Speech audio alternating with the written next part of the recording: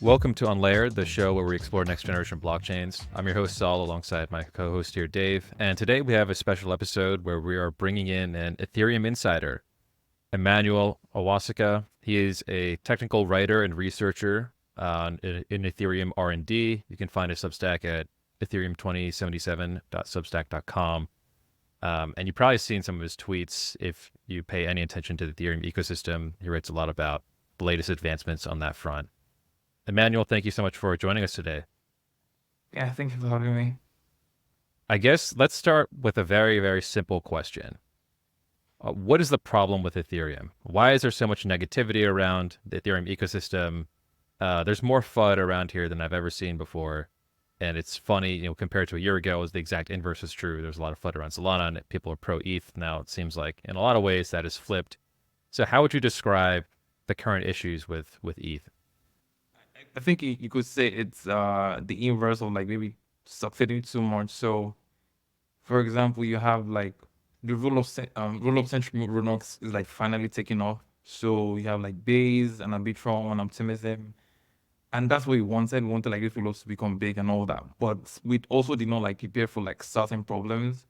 So we thought like we did not like think about incentives. How do these rule ups interoperate, or how do we make sure they don't like collapse into like monocultures? How do we make sure like even as roll-ups become big, we don't have like these economic incentives diluting the fact that roll-ups are supposed to be like extensions of Ethereum. So, and then there's a lot of like planning fallacy around it. So things like roll-up decentralization, how long would it take?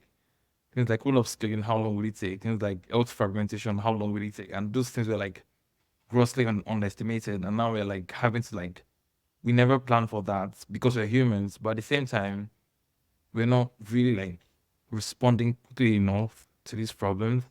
So now these problems are like compounding and like people are like complaining. And so in a way, it feels like we chose roll ups, but like then we just left them and said, hey guys, like figure out whatever you want to do. And the problem with that is like roll ups are now like not really connected. There's a bunch of like private solutions working on it, but at the same time, you know that meme about like this person wants a standard, that person wants a standard, and I have like multiple competing standards. That's like something we have with like the roll-up centric ecosystem. And then also like roll-up centralization as well. I think everyone assumed it was going to happen. I know like it's a long way off, but like I think everyone expected it was going to happen off roll-ups in Accord and all that. But that's not necessarily happening. You still have like people, I mean, we're getting like permissionless fraud proofs soon, but no one's really talking about like how do we sort of like constrain scarce councils? How do we end up in this future where you don't need more to save? And we sort of like underestimated the economic incentives for roll-up teams to actually keep on their upgrade keys. And now it's this weird situation where like no one wants to talk about it because now the idea is we can never do without more six, which is not necessarily true. It's just like an engineering problem that no one wants to take on right now because there is no incentive. So it's a lot of incentive problems. And the problem with ETH itself is also like this sort of ossification of the culture. So it's this post fact, sort of feel like this post fact visualization that we do. For example, like the idea was not to just ossify L1 prematurely. It was like we did not need to push upgrades so frequently. So if Rollups already taking off the pressure from like L1 R&D, it means those things had more time to execute. But it did not mean like the things should not execute at all. But then what you have right now is that like um people saying, oh, L1 is like dead, and we need to like sell it to TradFi and all that. So you have this messaging that's not really appealing to people. It's just appealing to like Larry Fink and Wall Street. Like actual builders feel turned off by it. And I keep like talking about it's like it's supposed to be that platform, not as much as Wall Street's coming on chain is good, but we should not like forget the actual thing. So most of the people you're trying to sell these things to, they're not on Twitter, and that's why it's so. If I'm a builder and I see that oh the chain is getting optimized for Wall Street, I feel turned off, and that's why like that's some of like problems I think, and also like I mean I've talked about like Ethereum's marketing problem. Sometimes you have like the wrong people marketing like the wrong things about Ethereum, and the actual people who are like building the protocol, they're not necessarily engaging on City for good reasons. But it also means that like what those people do, it gets painted in this negative light because of like the efforts of like a few people. So yeah, those are some of the early things I can say right now. I see. But I think the thing is, a lot of people predicted this stuff would happen. I don't think this is surprising to, we literally had podcasts like a year ago where we were talking to, investors, and they were saying how when you have a bunch of rollups, everyone has their own incentive now that might be parasitic to Eth L1. And what you're seeing, to your point, is now developers are just choosing between things like Solana and other high throughput chains or some L2. But in a world where, 4, 5, 6, 7 L2s all have major applications, there's been zero thought put into how to actually make any of these interoperate. Um, and so now you have proposals and ideas and even VC-backed companies that could maybe solve some of these issues with fragmented liquidity in L2s, things like chain abstraction. But to me, this feels like we have now just created the same set of circumstances where it's a problem that'll be solved in 3 years, not something that's solvable today. So why would people, build an entire company on this tech stack, on this EVM tech stack, versus a more simple, elegant tech stack like a Solana? Like, what's your initial response to that? Yeah. I feel like those problems, the ones you mentioned, like chain abstraction, will be solved much earlier.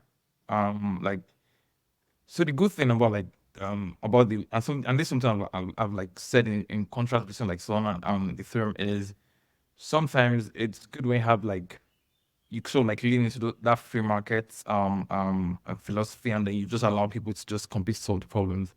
So something like chain abstraction will actually come much earlier than most people expect. The problem I just feel with that, with like outsourcing everything, is it's critical infrastructure.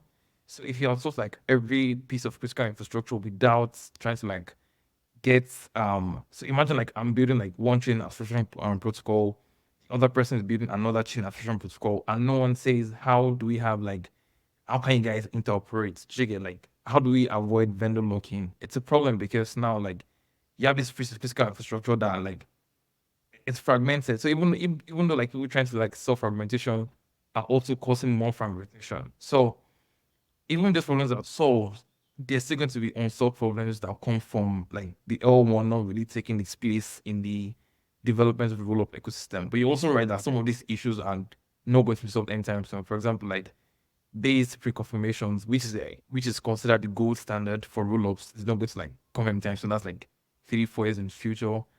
And I feel like that's another problem we've had. Maybe recently, or maybe this has been like a long time. This sense of like the roadmap is like long term oriented. It's like proceed slowly, and I'm like, as much as that's good and that's like healthy, as we also need to like realize that like the situation is changing around us. So even if we were supposed to deliver the roadmap in like 20 years, and something changes, we should also be able to adapt to that. Like one of my recent tweets was there's this idea of having like base rollups as ZKVMs, and you enshrine them, and then all of them are verifying proofs on along with the L1. And this was supposed to happen like was like sci-fi for the most part. But you have like Polygon. Polygon can generate blocks like snark proof for L1 blocks in like 2024. School is building a similar proof. And I was like, we should be able to alter the roadmap to actually reflect the fact that ZK technology is like really accelerating. But like everyone is like, no. So that's like another problem we have. This sense of not being able to, I feel like this is something we don't really do enough. Being able to like, okay, this thing has changed. How do we also adjust to like new reality and stuff? Also, isn't there like an intrinsic issue with trying to decentralize these L2s? Because if you're going to decentralize it, that means you're going to decentralize the sequencer set, and ultimately that means you have to give up the sequencer fees. It's either going to be to a shared sequencer, so completely separate from the L2, or it's going to be like various other sequencers alongside maybe the original founders of the L2. But ultimately, you're losing the sequencer fees. And isn't the whole point of these L2s that how profitable they are, how easily these companies can come in and make money because it's so cheap for the security? So what's the incentive? Why are these teams going to decentralize this sequencer set? I think that's another like tough problem. That's another tough question to answer. I think for the most part, so certain companies, I think like especially like Espresso, who's like doing like shared sequencer, they started to sort of like alter the messaging, which is good, and sort of like alter designs to show that like rollups are not exactly giving up their revenue. I don't know like the exact details, but what you said, like the more important point is like decentralization needs to be incentive compatible. I think even if you have a decentralized sequencer set, you can still make money the same way like any L1 with its own validator set makes money. Um, so in the case of say something like the super chain, you have like one person like sequencing all the super chain, it means it's possible like all of these fees eventually accrue to this public goods fund that everyone has like a right. I think that's one reason why you're seeing more ecosystems pop up. So you have like hyperchains, you have Polygon Aglaia, you have Superchain, there are a few others. So I think it's also because they want to be able to decentralize and also keep some of that value. So I think it's a problem we manage to solve. The more the incentive problem I feel I see with decentralized sequencer is in terms of like product development perspective. So a decentralized sequencer set means more latency. So it's not possible, for example, for you to offer fast path confirmations that rollups usually have today. The only reason you can offer that is because there's a centralized sequencer that has like priority access to the chain. But once you have like decentralized sequencer set, it's difficult for me to give you soft confirmations. So rollups also have to deal with that. So if you have to deal with that, it means you have to maybe now reason about scalability, and you can't expect just one person to give you like self confirmation. So that's like the actual issue, I think. And also things like you like trying to like censor transactions, like prevent it hard, that's not going to be possible. So that's where the incentive problem comes from, in my opinion. It's not really a matter of fees, it's just product development, how do you make this product competitive and all that. So yeah. And I actually wonder if it could be legislation which pushes the direction, because we've seen recently with one of the pieces that's going through the House, I think that they're trying to introduce a decentralization bill, and therefore, if you're not meeting that, which I don't think these L2s, with centralized sequencers certainly aren't, then they would have to be classified as a security. So I wonder if that's sort of the shining light, if you like, that's actually going to start pushing these L2s to become decentralized. Yes, that's something most people have mentioned. I think scarcity also there's a particular part of the bill that sort of that there's an heuristic for you to decide if something is scarce, So if they do care about like not being classified as securities, then yes, they will defilize that way. But the corner case is someone decides they don't care anymore and just like, hey, they're just going to be specialized and we're going to be securities. I mean, there are many chains right now that are securities and haven't died yet. So like that's again, it's incentive issue. So like, is it do you get more profits by being classed as a security or than by being classed as being like decentralized? So in my opinion, like we cannot necessarily rely on law itself, although that's like a very good incentive. But you can imagine a world where someone says it's much better to be classed as security than to give up on like product development and UX benefits. Do you understand? So, Yeah. Did you, I guess, what was your view? Did you watch the debate between Toly and Justin Drake on Bankless? And if so, what was your kind of reaction to that?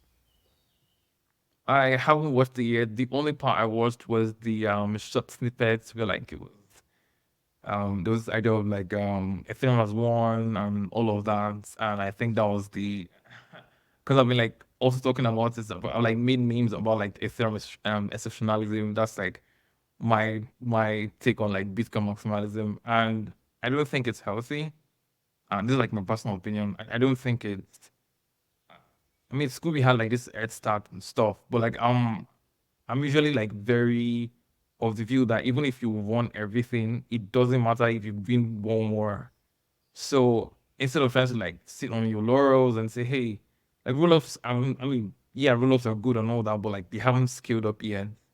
Um, Something I usually say is we actually haven't had crypto go mainstream. Like we haven't actually touched the world in a sense. So no one has really won. Like imagine say you have like it's possible to say Ethereum has won, the EVM has won within crypto itself. But like crypto is like this circular economy where like it's the same people moving between ecosystems. So imagine when like one chain makes up that actually breaks into the real world. So it's crypto is like 5% of the world right now, but the actual bigger pie is 95% of the world. So if a chain is able to like capture 95% of the world, then like whatever lead we have right now simply doesn't make sense. And that's why I'm like, if we think long term, it's not just about like Wall Street coming on chain and all that. Like we're thinking of, I think one of the reasons I usually have like big disputes with people saying, okay, like tokenization is the end game, is big tech platforms are like they run most of the world today. Like some of the most profitable companies in the world today are like big tech platforms, and they're like also mass consumer platforms.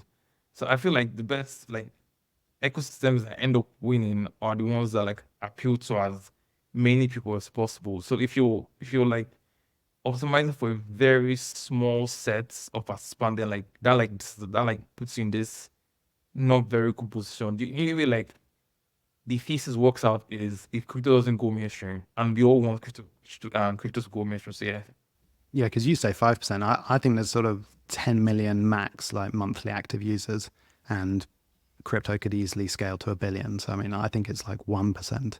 So, and similar numbers that MySpace had, I think, when Facebook launched. So it really is right at the start. And I couldn't quite believe that Justin was really hammering home this idea that the lead is sort of unassailable, when frankly, there still isn't like a major application, in the whole EVM that has reached mass appeal.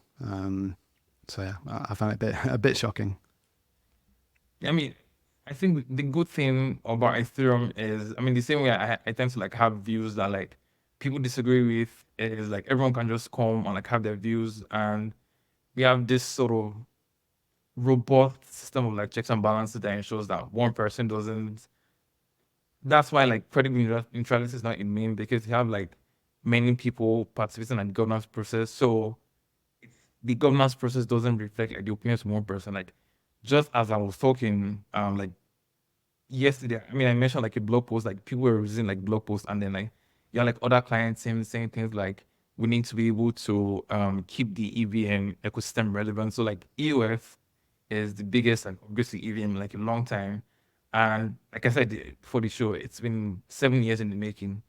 And the only reason we are doing EOF is because we want to keep the EOF competitive. We want to like remove tech debt and stuff. So if we thought like the EVM was perfect and the lead was unassailable, we would not be doing it. So it's good you have like diffuse opinions where people are able to say, okay, this is my opinion, that's my opinion, and like everyone can just choose in this decentralized fashion versus one person saying, hey, like this is how the network should be. So I think like even if Justin said it, like again, it's his personal view, like, and Justin's also like optimizing for that. So you have like Justin's like doing really great stuff like base rollups, and those are like very important. Justin is also doing things around like universal synchronous composability. So in the sense of instead of having this full of fragmented, all of them are like tightly integrated into the L1. That's something I agree with. So it's good in a way that we can have like this diffuse opinions and everyone can just like reach this. That's why we call it rough consensus. It's actually rough because it's really sometimes very opposing viewpoints that get like coalesced into this single thing that we want to do. So yeah.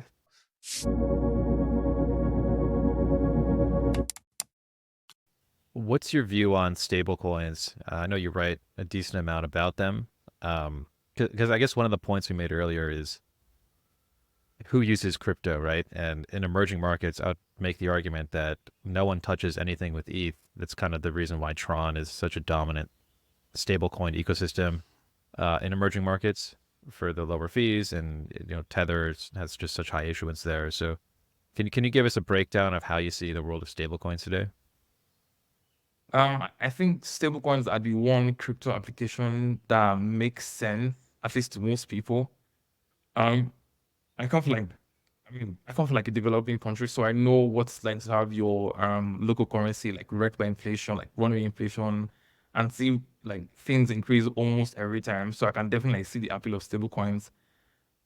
Yes, I think like there's definitely like in stablecoins play like a large role in crypto adoption. You already have like you mentioned, fund is like dominance, ES is dominance, USDC gets a lot of stuff. I think that at least one good thing about like the rule of central roadmap is people can just, that's one good thing in the sense of like Coinbase could like spin up Base, and there's this Base and USDC partnership or integration that's really going to offer an alternative to Tron's and USDC's dominance.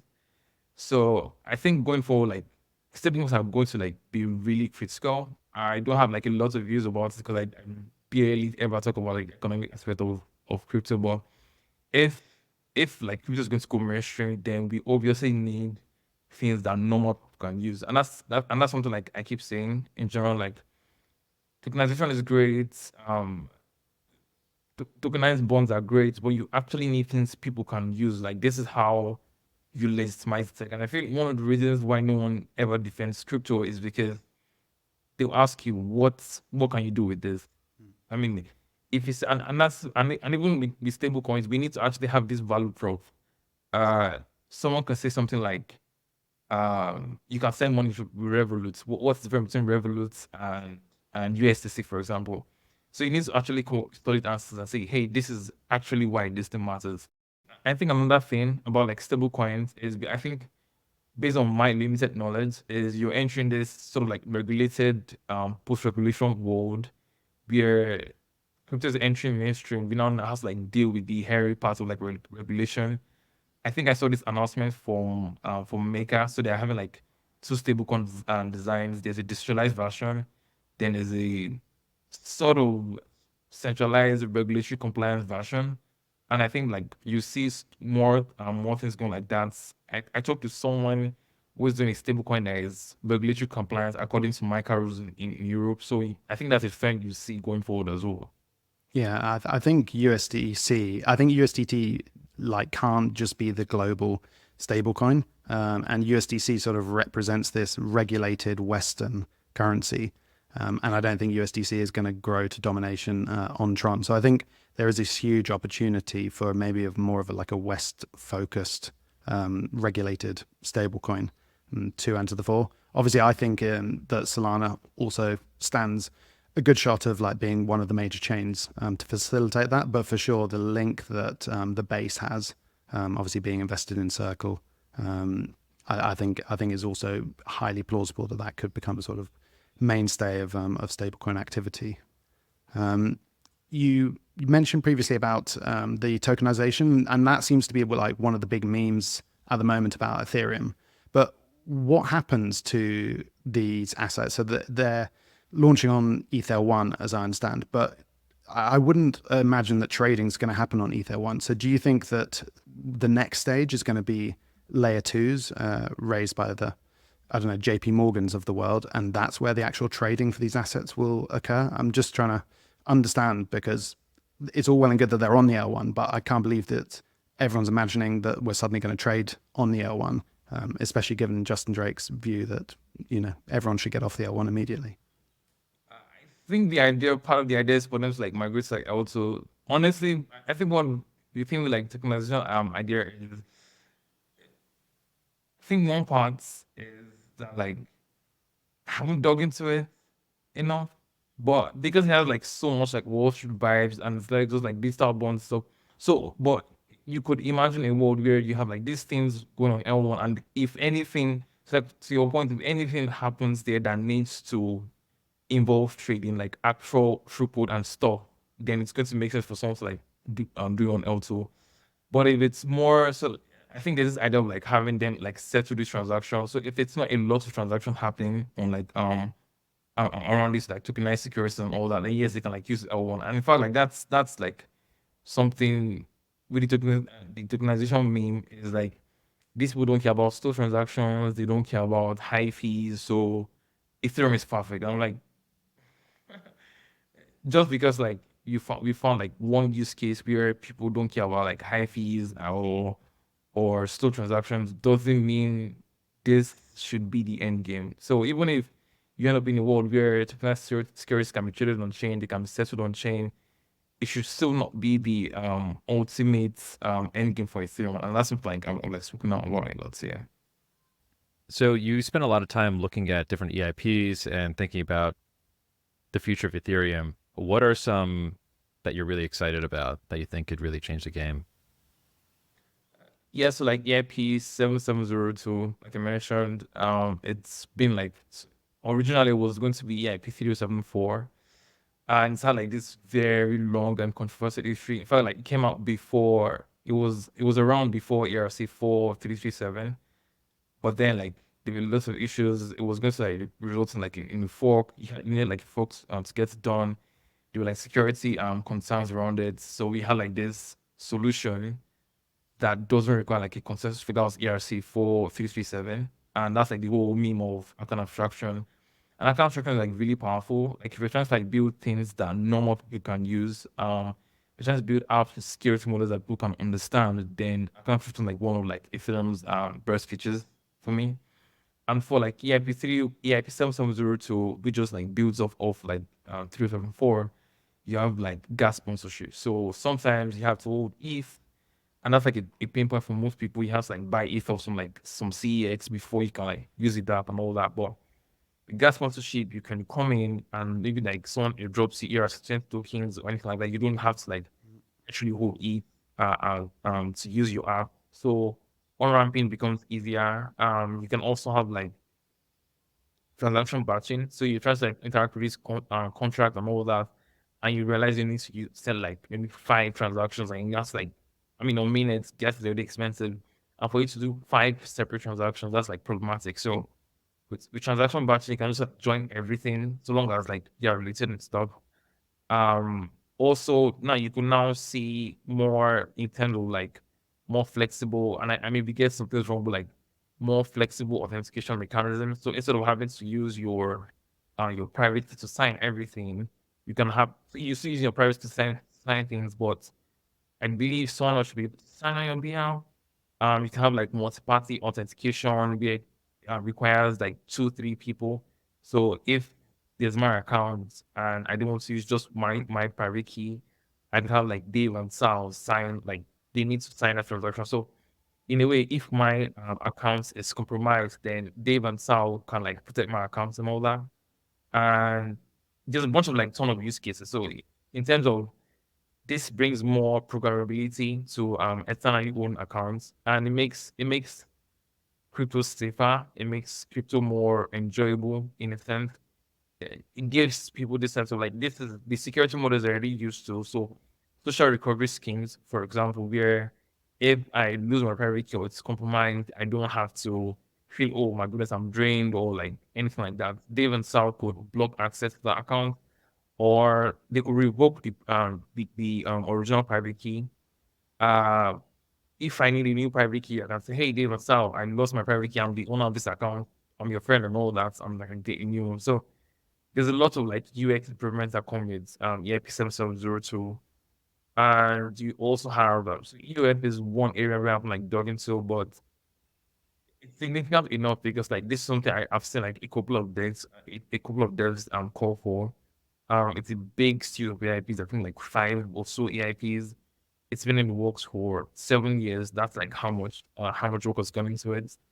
And see, like finally going in is I think there's we need more education around this particular all grid, but definitely like a lot of energy for it. DX developer experience is also we often talk about. So I feel like this will also bring like a lot of benefits to the EVM ecosystem itself. And then there's something about so EIP 7251 that marks effective balance. So on Ethereum today, if you stake, you have to stake to ETH. That's the minimum staking balance, but most maximum staking balance. So there's a lot of I don't want to get like, technical, but like there's a lot of design interest around that.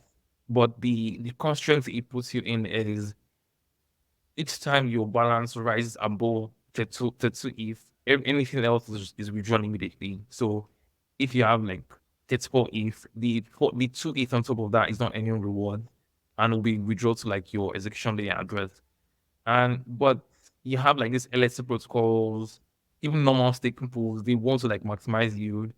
So what they do is they run like multiple validators, and so they consolidate the rewards from these validators. So imagine like I'm running maybe 4, 5, 30 ETH validators, and then all of them, the rewards compound to 32 ETH. So I spin up a new 32 ETH validator. So in a way, you end up with a situation where like one person is running. So now we have like 1 million validators on mainnet, but it's more like sometimes one person might be running 500,000 validators, and all of them are like sticking exactly to ETH. And that's because, like I said, they want to like maximize yield and all that. But they're like, people usually like claim this is like a magic for decentralization, which is not. It's actually a problem because you're having like redundant messages sent broadcast during consensus. So if Dave is running 5 validators on the same machine and Dave is sending 5 different votes for a block, that's like redundancy because Dave is logically one validator, not 5 validators, but like network treats it as like 5 different validators. So, and then there's a lot of load on the network, and there's an actual benchmark that show like if you move past 2 million validators, then like the network becomes unstable. So the load becomes too much. So having max EB, what max EB does is it raises. So instead of having like 32 ETH as the maximum balance you can stake, it raises it to 2048 ETH. So that's the new maximum effective balance. So it means instead of so once you get 32 ETH, you can keep compounding. So you can keep any reward. So now the only time you get an automatic, if you switch, so there's something called like withdrawal credential. Once you switch that withdrawal credential and you sign up to raise your maximum effective balance to 2048 ETH, the only time you get an automatic withdrawal is when you get 2048. So you don't need to like spin up a new validator just because you want to maximize yield. So like that's like a very powerful reason because one, it makes staking more attractive in a sense for like institutional operators. You don't have to manage so many keys. You can like de-risk certain security processes because you don't have to like run so many validators. And also it actually makes, in a way, I feel like it makes solo staking more competitive. So if you have just as a solo staker, imagine you have just one validator that earns half 32 ETH. If you have like 8 ETH left over, like that 8 ETH is not going to like be useful to you. So you have to wait until that validator earns at least 32 ETH for you to spin up another validator. So in a way, that makes like solo staking very competitive. But now, if you have 32 ETH and your validator earns 8 ETH, you can keep staking you can now stake 40 ETH instead of staking just 32 ETH. So that's like another benefit it does. And there's so many upgrades on like the roadmap that require a smaller validator set. Like we are talking like this 4, 5, 6-fold decrease. Vitalik's proposal actually talks about sticking to, I think, 8,192 validators. So you can imagine how much you need to shrink validators for this as well. So things like single slot finality. So having to wait 2 epochs or 15 minutes for your transactions to like be finalized is not good for UX. Ideally, you want like transactions to be finalized in one slot. That's like in 12 seconds. So, but you need to be able to get votes from at least a super majority of validators for you to finalize a block. But you can't do that if it's like a million validators. And the reason you have like the 2 epoch requirement for finalities is because it gives people more time to vote. But like once you have a smaller validator set, then you don't have to collect so many votes, and then single slot finality becomes possible. And then like there are other upgrades that are also linked. I think like Shrine proposal builder separation. You can think of other things we can start doing. For example, like light clients. Ilios is a light client for using I don't know, maybe Rust and Wasm WebAssembly. And it tracks the state of the beacon chain. We have so many validators, so it's difficult for to efficiently compute the signatures of so many validators on a block. So when you have a smaller number of validators, like thousands and not like millions, then you can easily generate this proof that says, okay, like a super majority of validators have actually attested to this block. in a way, it's going to like be similar to say Tiny Dancer's ability to actually verify stake on a block. Now you can do that, but it's going to be more difficult because now you need to be able to compute signatures of like all like at very least like maybe like 60% of like 1 million values on like a block, but with SSF it becomes easier because smaller value sets, smaller signatures. There are also issues around like aggregation of signatures. I think they're like experiments on how much can you. So one reason we are able to support so many validators right now is because we can get we can use BLS. I don't get the idea. We can use BLS aggregation, but like there are practical limits on how efficient BLS aggregation is. But it's once we're able to do max EB and then release validator sets, we don't have to now like push that limit. And max EB is a gentler solution to the problem of validator set compared to say something like validator caps or validator rotation and all that. So yes, I feel like that's like some of the things that are common that are really good. Yeah, I think there's some great great updates included within that list, and certainly being able to pay with any token, that just seems like a no-brainer. I'm not sure why we don't see it across numerous other applications, because I mean, as we're talking about stablecoins, you know, the one sort of killer app in crypto, but if you've got stablecoins, as you say, you have to have the base asset to be able to transact with it, whereas if you could just transact with the USDC, it's going to make everything a bit easier. It's certainly noticeable when you speak with guys from Ethereum on CT that there's a lot of talk about the infrastructure. There's a lot of talk about seamless interoperability between the layer twos, etc. But what generally seems to be missing is the applications, talk around applications, things that they're excited about. Maybe it's outside of your wheelhouse, but do you have a gut feeling for what you're hoping to see in the future and what could sort of help drive the industry forward? Certainly from an ETH perspective. Okay, in terms of like application development, yes. Not, Yeah, exactly. Okay. Just because everyone talks about infrastructure when it comes to ETH, so just be interested if you've got any takes on the application side of stuff. Yeah, I mean, I also like I think that's also why sometimes I'm usually like particular about like incentive problems, because if we don't like solve it's a bit that's basically like giving people more excuses to like launch infrastructure, and that's like an incentive as well. But just like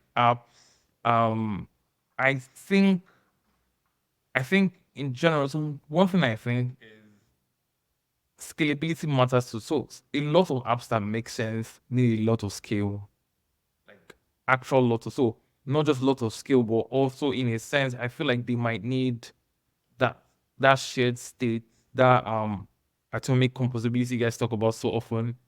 Because like if you have like this app chain and it's just, I mean, I've done like some research on app chains, but like I feel like if you have this app chain, there's also the standalone chain. It's going to be difficult for you to do so many fun things and exciting or valuable things when like you need to have this synchronous code to some chain and you have to like pass through some bridge. Maybe shared sequencing can solve it, but still like if you have like apps running on a smart contract on one layer, I feel like there's a lot of fun thing on a scalable layer. Like we've seen like so much innovation on Ethereum because you have like all of these things running on one layer. They can call each other, they can compose, they can be money Legos, like we like to say. So if you're going to have apps like that are useful on layer two, then like you need to have like very scalable layer twos. I think in general, I think there's a lot of talk about gaming. I mean, there's also like this idea of like gaming is broken, but I know like Starknet is doing a lot. I think Starknet is one of those rollups that's been like doing a lot in terms of like gaming. I've been seeing some brief information about like integrating AI, so autonomous worlds. I won't figure it out yet, but like that seems like another exciting direction to take. Crypto social, I think like Farkas says like a great experiment. That's another thing. So for things like Farkas that you have this hybrid applications where like not everything's like put on chain. I've seen also, I think Zora does like things with like NFT memes. You can like mint like a podcast episode, for example. Um, Friendtech, I don't know, like I think that's like one weird like experiment where people like I don't know what happens there. But like social fights seems to be getting like a lot of energy. And I mean that's like some of the things I think like would matter. Things like normal people can use, things like I can like enjoy using. But at the same time, it's sort of like sometimes usually begs the question that a lot of these use cases, do we need to like put them on chain? I feel like that's where the extent. I think that's where crypto's essential problem comes into play. Like in the sense of, do we actually need to put this thing on chain? And is that why we are like avoiding the actual hard job of building applications and we're just like funding infrastructure because we're like, hey, crypto's use cases are actually like limited, and so it's just like DeFi and payments and all that, and like everything is not useful, or is it that like we need more skill? So I feel like one reason I'm like very big on like bullet scaling is in the sense of, okay, you know what? Let's have that skill first, and then let's figure out. People usually have this issue of it's not just about high block space; it needs to be quality block space. And I'm like, I feel like that's a fallacy in a way because like the internet is big, the internet is this super scalable layer, and you have like a ton of things that don't make sense on the internet, but you also have a ton of things that make sense. So if you have that skill and did not have to like people did not have to work within that constraint, I feel like they would come up with like a lot of things that are actually very innovative. So yeah.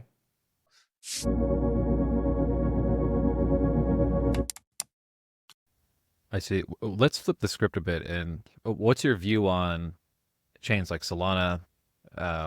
Is there anything that you think the Ethereum community could learn from these kind of high throughput blockchains or the applications being built on them? Have you noticed any change just amongst your circles and reaction to these emergent ecosystems? Uh yes, I mean I think back when like Solana started like really soul was pumping, people started talking about like raising the gas limits on Ethereum. That's a very controversial issue.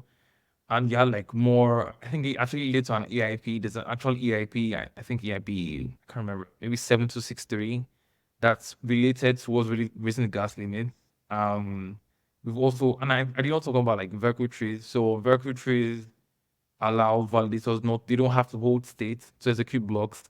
And it means that we can potentially, there's nothing set in stone yet, but like you could potentially increase the gas limit because now state growth is still an issue, but for stateless nodes, they don't have to hold that state, so you don't have to worry about like overburdening like home stakers because builders are the one like producing all of these blocks and they're the ones who have to hold state and stuff. So definitely, I feel like there's been some reaction because now like, people are now demanding like more scale.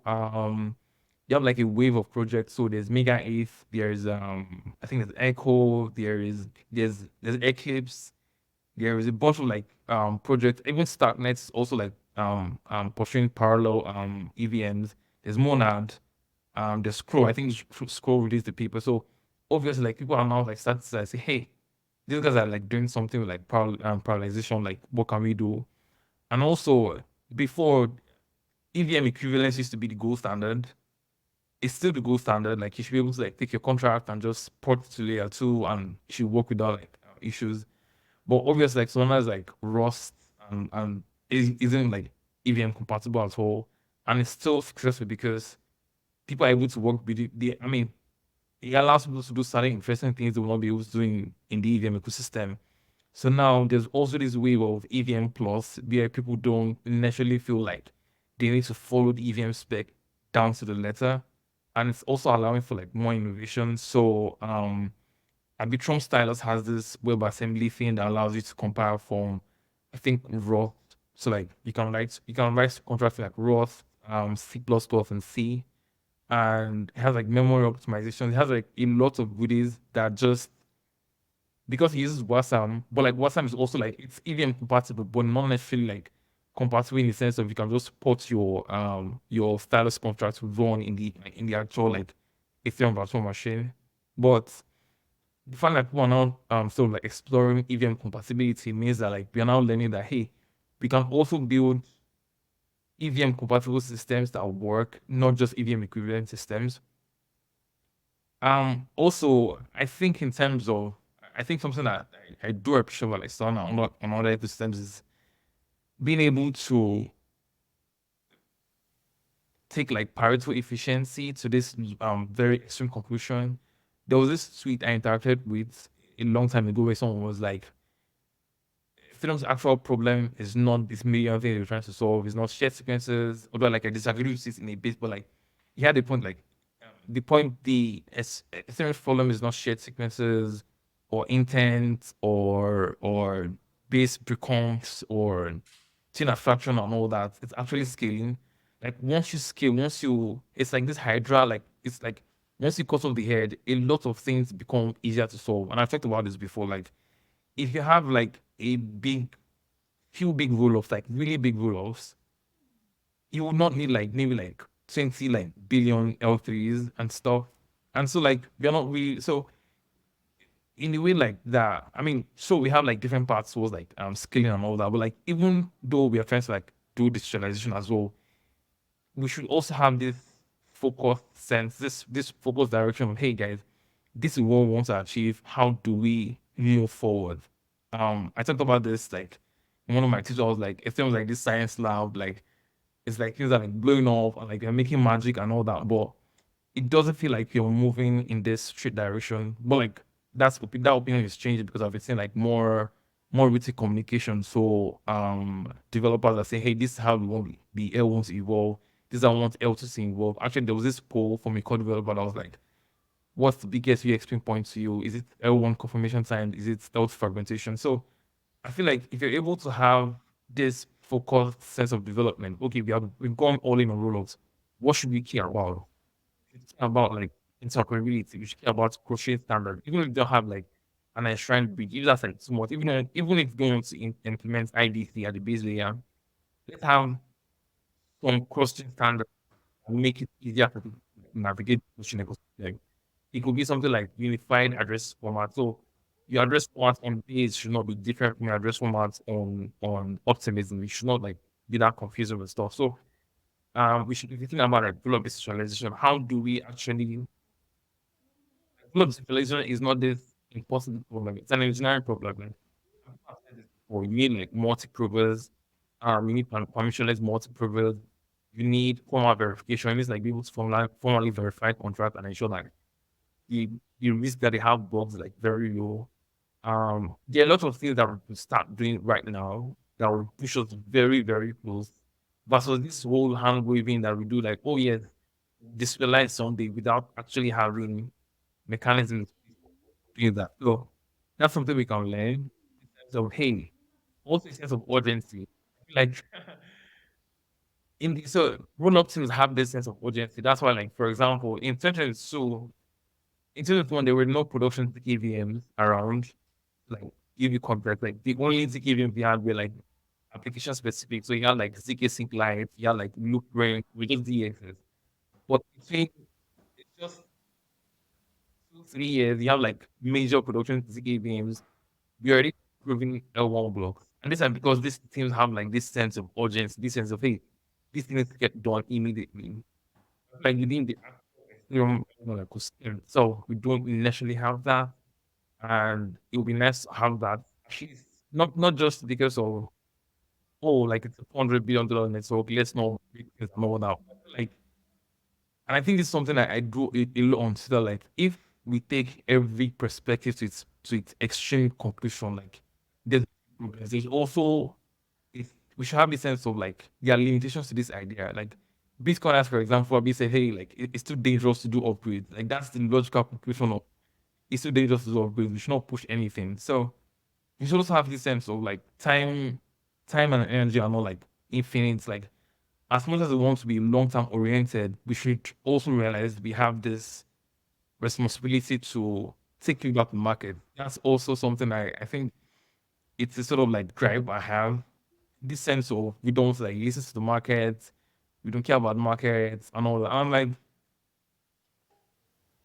we are building this thing, and I feel like we should be building this thing in with the mindset that we want to reach as many people as possible. Like my end game vision is like the world should be using Ethereum because Ethereum provides benefits over like big tech. That should be like, in my opinion, that should be like the end game. Like the metric should be how many people are using Ethereum, not necessarily like how many quote unquote oppressed people are using Ethereum. Actually, I had to tell someone this like marketing Ethereum solely as tech for like oppressed people, like it's a noble endeavor. I know what it's like to like be in this developing country where like you're barred from like boat spinners and all that, and so you like need sensory resistance and all that, which is good. But I'm like, it doesn't necessarily make sense to like just optimize for 10% because of maybe like you're like noble and all that. Like,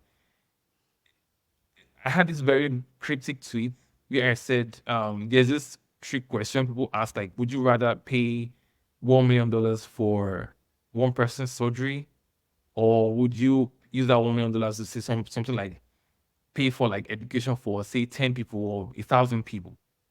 And sometimes you can say, oh yes, I'm feeling good, I'll pay for like one person's surgery. But like, if you actually sit down and you're like brutally honest and you actually run numbers and you optimize, you realize, hey, there is more consequence. Like, you could do more, you could achieve more by sponsoring that education for like 10 or 10,000 people. It's a trade-off. Like, you actually have to make this trade-off of like, I have this money, I have this power, what will I do with it? No one is going to willingly say, I'm going to like let someone maybe pass away because of me. But as humans, we also have to like make difficult decisions, and I'd like us to like make some of those difficult decisions as well. Like, it's just as useful that someone can use Ethereum for normal things. It's just as normal that 10, 5, 20 people can use Ethereum for normal things as one person can like use it because it's just result and all that. So like, I don't want us to like fall into this trap of like cyberpunk, we are going against the nation state and all that, and try and over-optimize Ethereum to the point where it's not really useful to the world. I feel like that's something like can definitely like, change and all that. Yeah. I think that's part of why Ethereum is maybe going through this identity crisis at the moment. Because it started in 2015, Bitcoin was basically the only competition. And obviously, Bitcoin is this sort of anarcho, hyper edge case technology when it started out. And then Ethereum has lived in like an almost vacuum of zero real competition for about 5, 6, 7, 8 years. So suddenly now, I think they need to transition into being more, as you say, competitive, focused around there is a market here, and we can lose if we just rest on our laurels and keep treating this as like a research project. So I do feel like that's maybe part of why we're starting to see some dissenting voices, if you like, in the community, such as yourself, frankly, and that's why we were keen to get you onto the podcast. I mean, I'd just love to nail you down in terms of timelines. When do you think we're going to be able to transact on ETH or an Eth L2 and have similar throughput to Solana today? So let's say 2000 TPS, and similar throughput to potentially Solana post fired answer once everything's all gone through, which could be 10x that. So what are the timelines to actually be able to achieve this? It's difficult to say. Very difficult to say. I would say 4, 4, 5. I'm not 4 because it's difficult to say because I haven't seen that many rollup teams working on scaling. And this was actually something I also said in another of like my big tweets. I'm like, right now you have this very massive incentive problem, like where no one is incentivized to work on scaling. So I actually watched I watched this hour-long interview with Kevin Bowers. Yeah. Kevin fucking Bowers. Yeah. On Finance, and it was like, like teams scale a bit, and they're like, hey, we're not going to like scale anymore. We're going to like add more things to it.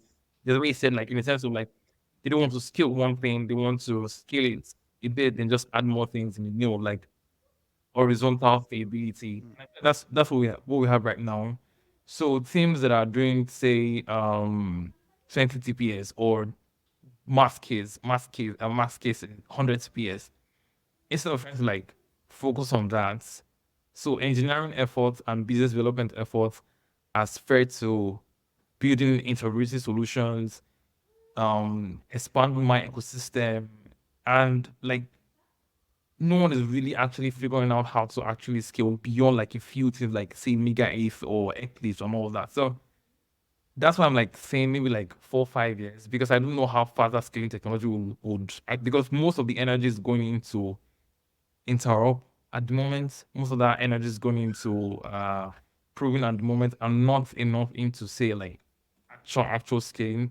And the other thing you have to realize is for scaling on L2s to actually have like meaningful impact, the biggest L2s have to do it. So if you have like this super skilled L2 that doesn't really have users, then like it doesn't make sense because like people don't have incentives to go there. So it's so onto something like Arbitrum or say Optimism or Base. Thankfully, like Base like doing actually a lot in terms of like scaling. So I think Base is like one example where I can say like within the next 2-3 years, that's like a very optimistic perspective because Base has been like progressively increasing the gas limits. So yeah, so I'll say like 2-3 years for chains like Base. For Arbitrum Optimism, maybe like 4-5, depending on how there are many like factors in place. Parallel EVMs could also like play a very big role. So Eclipse is good, is something that is good here. I think there's something called Echo Network. There's Mega ETH, that's another one that coming up. So for if you want to like in terms of this, we can actually divide into like 2 sections or 3 newer chains that are very focused on scaling. Those are like the ones taking this Solana like approach to like scaling and all that. So you have like Mega ETH, Eclipse, and Echo Network and all that. You can say next to 3 years because obviously like these things have like a sense to scale out, and they're not doing anything else. They're not trying to like build up this little federation. They're not trying to like build interop and all that. So yes, same to with Base as well. So Base doesn't need to build a new super chain already. So yes, we can say hey, 2-3 years because like gets like real throughput. Things are not actually taking our scaling at the moment, or at least from the surface, it doesn't feel like really thinking about scale at the moment. Let's imagine like 3-4 years. Yeah, that's that. But for Eth L1 itself, it's a controversial subject because there's also the idea of like we use like push everything to roll-ups. And you probably saw one of my Twitter was like, hey, you have this valuable state. People are still building on L1 for us to like Uniswap is on L1. There's a lot of apps on L1, and then like people like actually need to like see some real scale. I don't know how like the last conversation we had around like enshrined scale VMs, because that's the thing that's supposed to help us scale. At least that's one of those things. 4-5 years. That's like the actual time I go from like code develop like no earlier than 5 years. And I hope it's much earlier because like it wouldn't make sense that we did not take advantage of like advances like ZK technology. There's a lot of stuff that needs to happen as well. So one reason we usually have issues with increasing the gas limit or block sizes is because like we're concerned about state growth. Because even if you are trying to just increase gas limit, like state growth matters because at some point Ethereum is like big on verifiability. And if you have like so much state growth that normal nodes have to like maybe invest in like upgrade hardware constantly, we don't like want that. So scaling L1 also is confident on like adjacent upgrade. So there's something called EIP 444. It would allow people to like delete history from this. They wouldn't need to like store it. Instead you like putting history on like there's something called the Portal network as well. So Portal network is something like BitTorrent. I think that's like the mental mode I can do for it.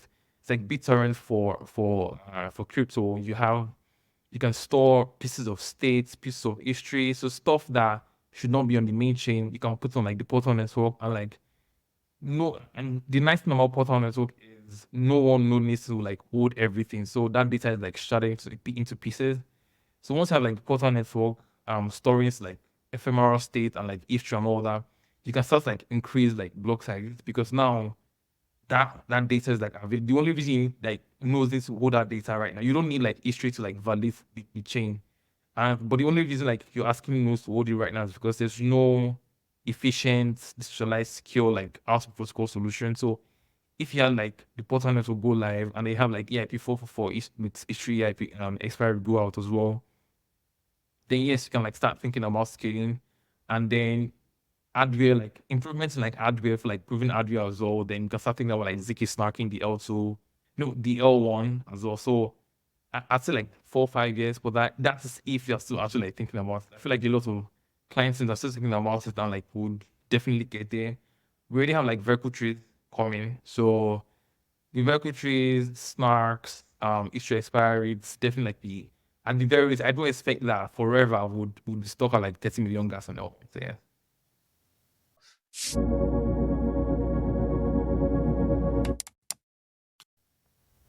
So we covered a lot of topics. I guess one final question for me is, how would you prioritize what the ETH ecosystem needs to focus on? Right? There's a few vectors we discussed. One is scalability of the L1. One is, should we just make these L2s that already exist more interoperable and easier for users to kind of bridge between and use and abstract away the infra there? Or should we be focusing on decentralization, censorship resistance? How would you rank order kind of these different initiatives that it seems like different factions of ETH are focused on these days? I would say like we should do scalability first. And I think one thing most people miss when we discuss like L1 scalability is this sense of like, oh, like L2s are going to do everything already. But there was one of my teachers was like, you still need like L1 to have starting scaling proper. And this is actually something even Vitalik has said, like you still need like this scalable base layer for you to have like very super scaled L2s. For example, an example I gave is the idea of using L2s is if you have this asset on L2, you should think about L1 with you. So if the sequencer is censoring you and you want to like force kill the transaction, you need to send an L1 transaction. But imagine it costs say $40 to send that transaction. That's like a tax. That's like a penalty. So and it's worse. So if it's a roll up and I have like meaningful things to do on the roll up, then maybe I'll do that. But imagine it's like a gaming chain or like these newer plasma OP chains where like data is like stored off chain and all that. These chains are like they make more trust assumptions, but the idea is they can reduce cost for users and all that. So imagine there's this gaming chain where like assets are like $10 and then like 6% censoring me. I'm not going to go to mainnet, pay $40 to withdraw like $10. That's like not going to happen. So you also need, at the very least, you need like some level of scalability at the base layout just for escape arches to work. And I feel like you also need some scalability at base layer, even for builders that are just there. Like it doesn't make sense to say Ethereum is not like a settlement layer because the apps they haven't disappeared. And this is like something that I mean, I'm not a builder, I'm not a developer, but I think it's just like common sense to not expect that everyone is magically going to like evaporate from like everyone. And the reason I visually supported the roll-up centric roadmap is because I feel it's this nice split where certain applications that can pay for that security, that wants that security, the 20% of applications can be on L1. They can and should probably be on L1. Like we should not like pretend like deploying an L2 doesn't incur any traders whatsoever. Like on L1, let's imagine like the pool of liquidity on L1 is 1 billion. Like you deploy one app and that app like taps to 1 billion of like full liquidity. On L2, 1 billion is divided between 5, 6 different chains. Now you need to like deploy on 5, 6 different chains. You need to integrate like 5, 6 different interoperable solutions. You need to like do a lot more BD work. So there's like benefits to also deploying stuff on L1. So you should at the very least try and like do stuff to also progressively scale L1. I feel like we're already doing like great in terms of like improving L1 UX. Like the new mega fog that's coming up is like very good. So that's like something we can do. And also stealing on like roll ups. Like I don't know. We don't talk about stealing much, which is weird. Because I'm like, we should be talking about scaling. Like you need to actually scale these things, not just build more things. Like and it's not just like horizontal scalability and like we're going to build bridges or we're going to that's all good. But I feel like actions should be the exception, not the norm. Like it's crypto. Like one reason like crypto is good is because you don't have walled gardens and you have like all of these apps. Like this is something you don't get on normal on like Web2 platforms. Like you don't get like this synchronous composability where like you can also compose different things on that same layer. Like you should not be like throwing all of that away because we haven't like maybe admitted like scaling one thing is hard and we should actually focus on that. It's definitely like scaling like a mission. And I feel like still like like a lot of things that we're like investing in today, a lot of problems we are facing today would be primarily solved if you have like if you have like maybe like 5, 6 different Solanas on one on Ethereum. I imagine like a lot of like app chains would be easily smart contracts and we not have to like do like a lot of messing like we're doing right now. So skill will be number one. Interop will be number two. I think this is something that we solve. I mean, a lot of people are incentivized to solve it. It's crypto after all. We like building infrastructure and all that. But the more important thing, I think this is something I'm like calling for, is more more standardization. Like, it's not enough for you to have like 5 different private solutions building interrupt solution. We should at the very least ensure like vendor locking doesn't happen. An example of that, I don't know if you guys know it, there's a token standard called ERC 7281. It's also called XERC20. So typically when you have like a token like an ERC20 token, and let's imagine it's USDT. So you take USDT from Ethereum and you bridge it through Optimism. You receive OP USDT. And you take USDT, you bridge it to Arbitrum. The Arbitrum grid, you receive ARB OP USDT and ARB are not fungible. And that's just like between two ecosystems. Sometimes within the same ecosystem, you can bridge through Hub, you receive HUSDT, and you can bridge through across, you receive AUSDT. They are not fungible. So as a dApp developer, now you have to think about like fragmented liquidity. So they at least realize that like our own USDT is not fungible with 12 years, and that's like a problem. So that's an example of like a problem with like fragmentation and all that, or like standards. And the alternative is have one bridge, like mint your canonical token. So like more chain any asset, for example, you can give them like, oh, you guys can mint my token across all like maybe 5, 6 different chains.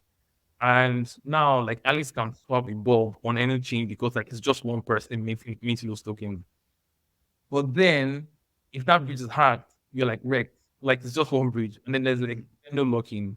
So it's difficult for it to now migrate liquidity to another version of the token. So it's this very bad situation. Like you either choose like fragmentation or you choose like fungibility and like UX and all that. So like we exercise 20, the idea is you can whitelist multiple canonical bridges. Like, so instead of me, so Dave operates a bridge, Sal operates a bridge, I can whitelist Dave and Sal to mint the same token because I deploy it, not Dave doesn't deploy his own version of my token.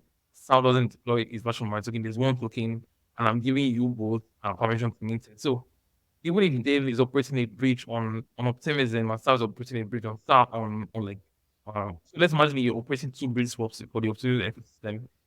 If Alice bridges my token between 2 your bridges, he's guaranteed if Alice and Bob they bridge tokens through and Dave bridge and Sal bridge, if they get to Optimism, they can swap the token because they are raised from the same source. So that's an example of how you encourage like fungibility, and that's kind of kind of standards I'm talking about. We can also think of all of these interrupt solutions that are coming up, this intent, chain abstraction, shared sequence, like shared sequence in particular, like one thing I mean, how do we get someone actually asked me from Solana ecosystem. I like Solana ecosystem, like they usually have like the questions we're not really to ask ourselves. They usually ask it, and I like it.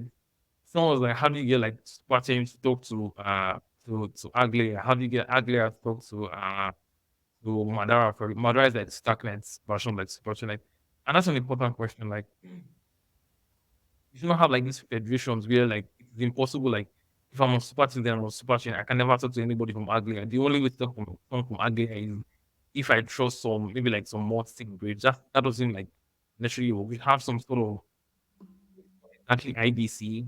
How do these things communicate? Like, if I'm a user, I should not be forced to rely on some process solution to get from like or from super chains of AWS. So I feel like interrupt is something we need to solve.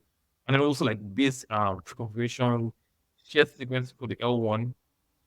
And this way I feel like that sense of urgency needs to come into the bigger because like the bigger like rollups grow, the bigger and network before it grow, it becomes harder to rationalize giving up small that to be enshrined into the base layer. Like, and the truth is, I mean, I'm a very like big proponent of this. Like, the ideal version is these rollups are actual extensions of Ethereum. Like, that's the only way you guarantee that the rollup centric roadmap works. Like, if people need to trust that some deal is like securing their bridge or like the monthly is securing their bridge, then like it's half done. Like that's the only reason why we actually going all into rollups, because we have this idea of there's this meme of scared by Ethereum, and scared by Ethereum means like as secure as Ethereum. Like if Ethereum is live and safe, the rollup should be live and safe. It should not depend on like something else like a multi or a deal and all that. But if it doesn't develop, like if the tech doesn't develop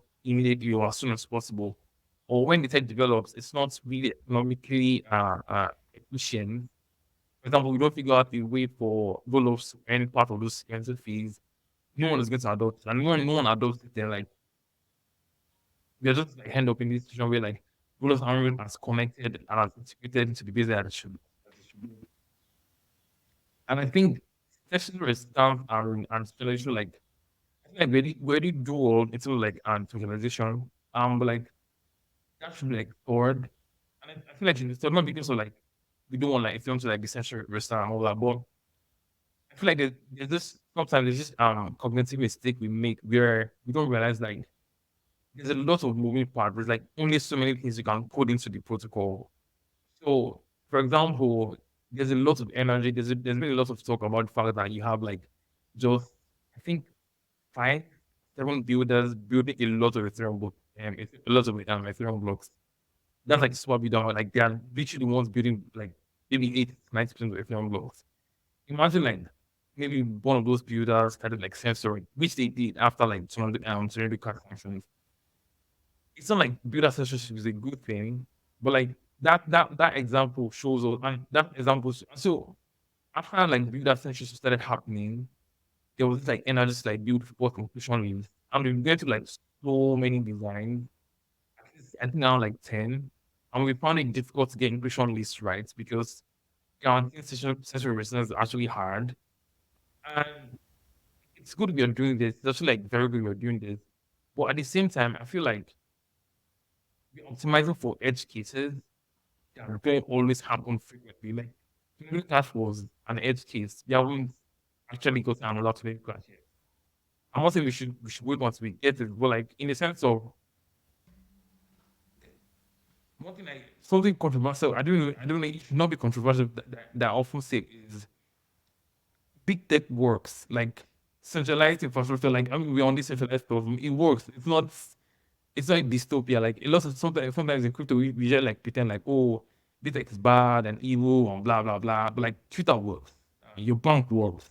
Um, people making this into it already works. So if it wasn't working, people would be flocking to crypto like full time, but they are not flocking to crypto full time, which means like the total addressable markets or censorship resistance is actually like very low, like it's lower than I would like to think it is. And even if we could guarantee it, there are lots of factors that are actually out of our control that we don't know. Like for example, like this new stablecoin bill that's going to like so exchanges will start delisting non-regulatory compliant stablecoins. That's not something we can. That's not something we can do. We can do something about. I think there's this MiCA law that says we'll start regulating front ends. That's not something we can do anything about. So instead of having to like say we're going to do like we have this hammer and nail and we're just like solve CR by force, we should also like be also pragmatic and realize hey, we can spend this time figuring out something like scaling and making sure like crypto is useful for like I mean, if you look at it this way, if regulation were to come today, who's going to defend Ethereum? Because like Ethereum, like they might say something like, "Oh, who uses it? So like let's just regulate it to hell." But like if Ethereum had like permeated the world and more people were using it, then people can say, "Hey, yes, yes, Ethereum is useful. Don't regulate it to hell," that kind of thing. So that's the trade-off we should be thinking about. And I feel like that's why like CR should also like come like at the bottom of that list. Uh, Decentralization is also good, and I think that's why it's good that we're getting like vertical trees because now like solo stakers can theoretically not have to like hold so much states. They can maybe like validate the chain more. So just like give you a general idea. So you have this big block that's coming, and you don't. So everything you need to validate the block already comes with that block. So ideally, when you get a block now, let's imagine like you did something with your account. I need to check that your account has that balance. I need to read from like the try and all that. But with vertical trees, there's something called a witness. So all the data I need to validate that block comes with that block itself. So I don't need to like hold so much state. So and that directly like encourages validation, because now you have this idea of like solo stakers are doing to like upgrade the address so much because builders are already building it. The builders are like running beefy machines and all that. And it's also why I'm like excited about like distributed validator technology. I think about like geographical visualization a lot. We should not just be validating like the US or Euro and all that. Like we should also like, because like these states can like have this coordinated nation state attack on like Ethereum. So we should make like Ethereum arbitrary. But with DBT, what DBT helps you do is like this small group of validators. So me, I don't have that many bags. I don't have like offsets to ETH, but Dave doesn't have either. Sound doesn't have either. What do? We can like band together and see like you pay 9 ETH, I'll pay 10 ETH and all that, and then we can just have this we can directly run one validator. And so it makes sense. So you can now do that. So in more like developing countries, non-Western countries, you can like have people like taking like lower requirement, which is good for non-actual decentralization. You can like when you start consolidating validators, if you need to get to this place where we have like quote unquote super validators that looks like DPoS, we will need validators to be running DVT.